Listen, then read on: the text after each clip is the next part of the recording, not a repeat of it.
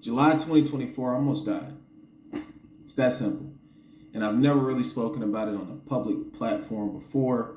So I want to address it. I want to talk about it. I want to talk about the things I've learned from it. But it's this simple.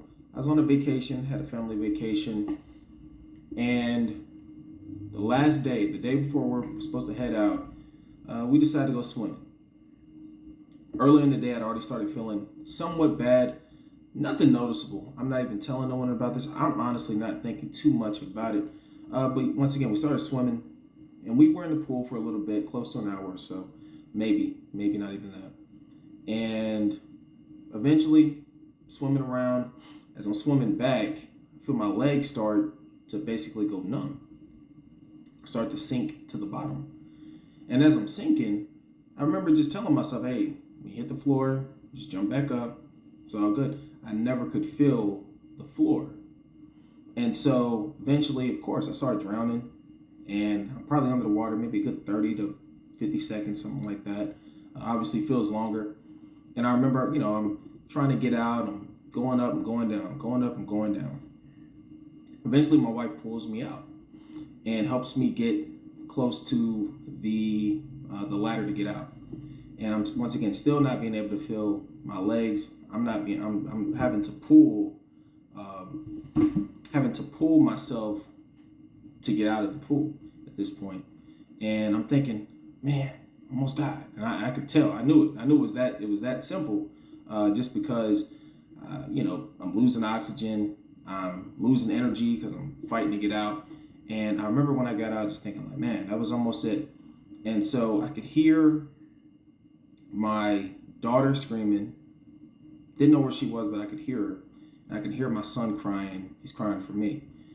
And I'm thinking everything's good, but then all of a sudden, struggling to breathe. And just laying down, I just lay flat. I knew to get away, to crawl away from the pool, obviously. But I started to lay flat. And so, once again, we're at an Airbnb, so we're surrounded by strangers. And, thankfully, to be honest with you, I got to thank them because they helped watch my kids in the moment that all of this was happening. And so I'm struggling to breathe. And then eventually, we went on this trip with my mother-in-law. And so eventually she comes. She was not with us at the time. I think they were going shopping maybe one last time before we hit the road the next day. And they eventually just come through. Now, it's so funny because right before we went down, I remember looking at my inhaler. And I remember thinking once again, I have asthma, but I don't necessarily use my inhaler all the time. And I remember just looking at it like, I should probably bring this. I said, but you know what? We're right upstairs. If something really happens, I'll just walk upstairs and use the elevator. And there you go. Needed it. Didn't bring it. She just so happened to have one. So she gives me it. And it's still not really working. Once again, still cannot feel my legs at this point. Eventually, they call 911 as all of this is happening. And this is, once again, just to the best of my recollection. Eventually, they get there. And they're checking me. They're, checking my vitals and things of that nature. I'm still not being able to move. They come in, they're talking to me, and they're saying, hey, man, help us get you up. I cannot feel my legs. I can't help nobody get up right now at this point. And so eventually, they get a stretcher. They put me on the ambulance. We drive off. We go to the nearest hospital, and then so we get there. Eventually, my wife comes in, and so she's calling my parents, and they're going crazy. I'm going crazy because I'm out of it. I'm still at this point, I'm starting to kind of be fading in and out of consciousness at this point. But once again, being able to hear things, and so at this point, still really cannot move. I can't move my lower body at all. It's not moving. And even to the point where if something is on my leg, I can't move it. I can't kick it off. I can't do anything. And so, at this point, I'm just really confused. Like, what is going on? Because we just were playing. We just were having fun. And now I'm here. I don't understand this. And then eventually, so the doctor runs a test. Comes in, he runs a test, checks my vitals, says everything is fine. Elevated heart rate, but nothing that's too crazy. But I'm not feeling good at this point. I'm not feeling well. So he says, you should be able to leave within the next hour or so. But we're going to do one more test. We're going to check that. And, just as a precaution. It's nothing crazy. We're just going to check it as a precaution. And as this is going on, now they take this test. This is like a blood test. I believe like a blood and urine test. And as they take this test, it takes about an hour to an hour and a half for us to get the results. And during this stretch, I'm starting to feel better. I'm basically feeling, and I wouldn't say I feel 100%, especially physically. I'm not feeling 100% physically, but mentally, I'm starting to get my faculties together and starting to be able to feel my legs. I actually got up and walked around a little bit at this point. So this is the first time I've taken a step in maybe an hour and a half to 2 hours. I can't run or nothing like that, but I can move and I can feel that I actually have feet and legs at this point. And so, not sure what's going on. So, starting to feel great. They come back in, they're like, hey, you can get your stuff together in a bit. Now, this is the nurse telling me this. I'm still waiting on this test. So, me and my wife, we started getting things together to an extent, packing a little bit. And at this point, kind of laughing, like, man, this is crazy, man. I wish we would have just stayed home because, this is wild. And so then the doctor comes in. And, once again, we're just cheerful. So he says, you're pretty sick. And I'm like, what do you mean in regards to, so my wife says something along the lines of, fluid, water getting his lungs or something like that. And he's like, no, he's good on that, but he's very sick. So, this bedside manner, just walking in, just telling me straight up, I'm sick. I don't feel sick at this point. I'm starting to feel better. And he tells me that I'm having acute kidney failure. And so I'm really not understanding what's going on because I've never had no kidney issues, never had no problems in regards to that. So this is taking me aback, of course. And so after escaping the pool, thinking like, man, I almost died because of that, and thinking that's the worst part of my day, now I'm confronted with this thing that could be a long-term battle because I'm not aware, we're not sure how we're going to go about this. He's like, but, I understand that you're out of town. He tells me, he said, listen, this is not something that you can wait. This is something we got to get addressed now. So, they checking my levels. The creatinine levels were very high. They end up taking me to ICU. As we get to ICU, they find out that my protein, so essentially I'm having extreme dehydration. I'm overheated and protein is breaking down in my body, right? So I'm losing a lot of strength at this point. So they, obviously they hooked me up. I've been hooked up to IVs and things of that nature. So I'm hooked up to the IV. And once again, I'm not feeling as bad as they're telling me, but I'm aware of this situation. It's a real situation. And so we're checking those levels. So I can't get back.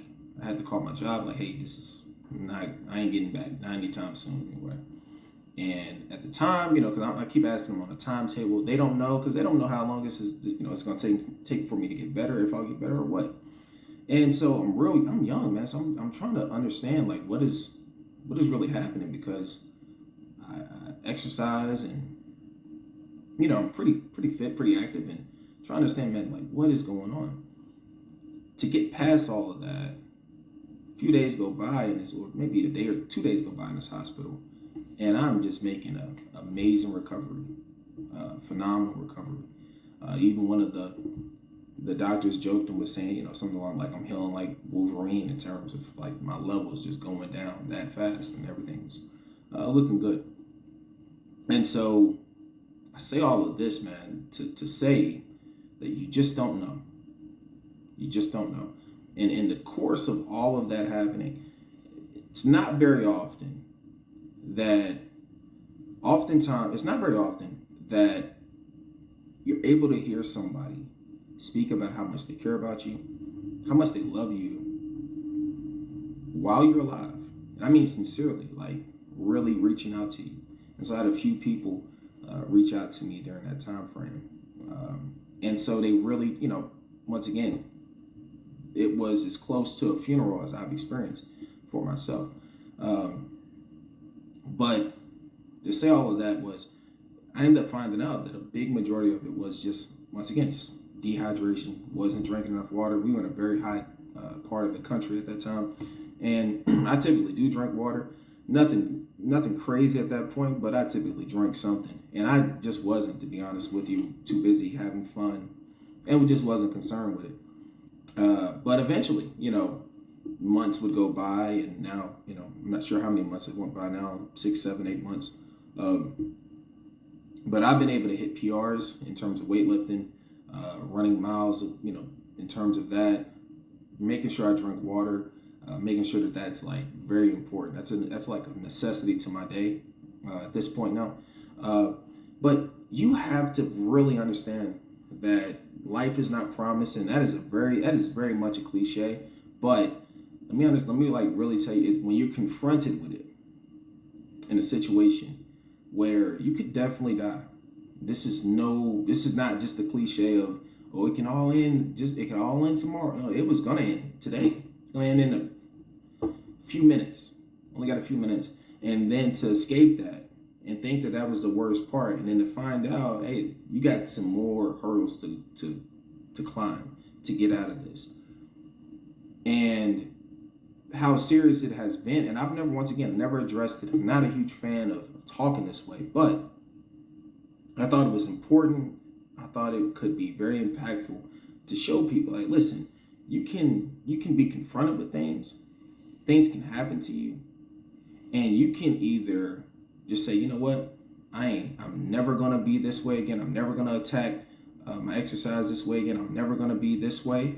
Or you can rededicate, refocus, and understand and find the flaws in your game, and then come back bigger, better, stronger. And honestly, I would say I have done that thus far. There's always more to go, and there's always more to do. And so I'm going to continue to do that. But this was it. I was going to die. It was that simple. I was going to die twice, essentially in one day.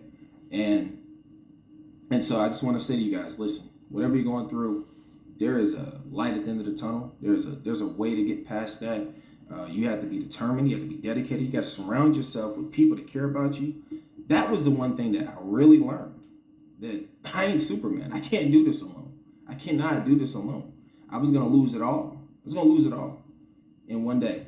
And so dealing with that really changed my life, changed my perspective. And so make sure you guys, once again, I hope you guys have a phenomenal year. Make sure you guys like, share, subscribe to this video, to this channel. It's going to be more. It's been a while since I've even made long format speaking videos like this. But once again, take care of yourself.